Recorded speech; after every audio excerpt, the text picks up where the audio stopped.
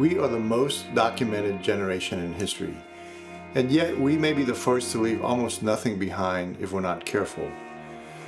Not because we didn't take pictures or videos, it's because we just assume that these will always exist and be there in the cloud. Far from all the things I left behind. If you want to preserve your life story, your family memories, and the ordinary moments that matter the most, this video is for you. Your family and your life is much more than what you share on social media. Your family story doesn't have to go anywhere. It doesn't have to be broadcasted online. Posting your life story and preserving your life story are not the same thing. You don't need an audience. What you need is a system. Every family has this, a birthday, a wedding, a holiday, where everyone captures something. The problem is not the lack of content. The problem is the lack of collection. After that event, the footage gets scattered across phones, cloud accounts, old laptops, forgotten devices, and forgotten locations. Today, that is how the family story gets documented, but not necessarily preserved. That post to Instagram or Facebook is all that most of us ever do. I couldn't chase the moments I can face. The Library of Congress has warned for many years that digital files need active management if they are going to remain accessible over time. If nobody gathers it, organizes it, labels it, and backs it up, it can disappear a lot faster than we think. Now, we used to have photo albums. Not a perfect system, but kind of automatic. You could pull them off the shelf, hand them to your kids, and sit together turning the pages. The old family album doesn't disappear, you forget about it. It just sits on the shelf. This is not the same for digital files. This is where I think someone older, especially in retirement or close to retirement, may have a meaningful role to play. Younger adults are often great at capturing moments, but they usually don't have the time to gather files, sort, label, and edit into a story to archive.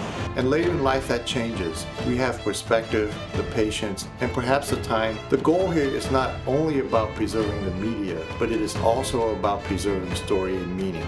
You don't need to be a public content creator to do this.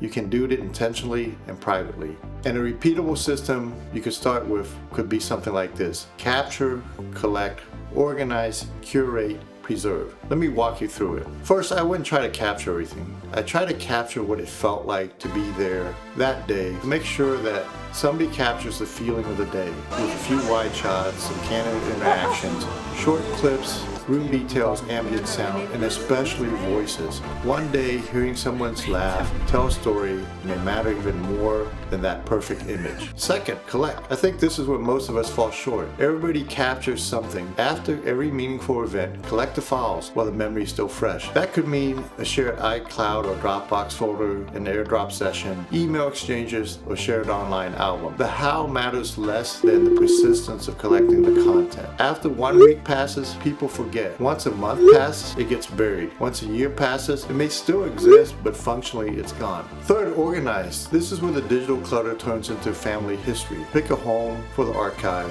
and keep a simple filing structure. Use a structure like year and event name. Inside each folder, keep original, best photos, best clips, one edited version, and one short note with names, date, place, and anything important that happened. But don't try to keep everything, which leads us to step 4. Fourth, curate and create story. Think of this as making the event easier for the future to feel. And really, this is the focus of this channel, creating story out of everyday events. A family doesn't need a pile of files. It needs something watchable, revisitable, and easy for future generations to experience. Choose the clearest photos, the most emotional clips, the laughter, the voices, and the little details that bring that day back to life. Then make something simple, a 2-minute highlight video, a short slideshow. We've all sat through that boring home movie or tried to scroll through thousands of photos. We don't want that. So curating is crucial. And finally, preserve. Keep more than one copy, one working archive, and maybe one backup at 2 different locations. And then make sure at least one other trusted family where the archive and how it's organized. Your life story does not have to become public. A family story does not need to go viral. It deserves to be told in a place to live.